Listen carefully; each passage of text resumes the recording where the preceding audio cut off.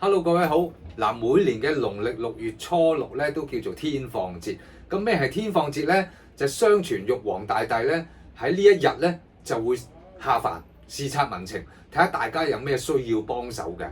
咁通常咧都比較容易應承大家嘅喎。咁可以祈求啲咩咧？通常就係求財啊，又或者祈下福、祈下願。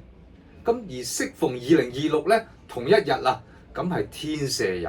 咁天赦日大家都知係咩啦？就係話適合解下啲業障啊，化下啲病災啊咁樣嘛。咁所以喺兩個大嘅節慶拼埋一日咧，就絕對適合去祈福求財啦。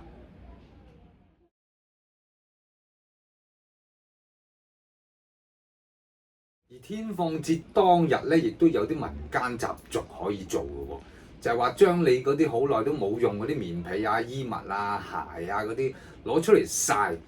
寓意就係話將嗰啲衰氣咧就曬走晒，嚇，亦都可以咧攞一個乾淨煲，加啲水落去，加啲散銀去煲啊，煲咧就令到嗰啲水蒸氣含有錢嘅水蒸氣咧就散滿成屋。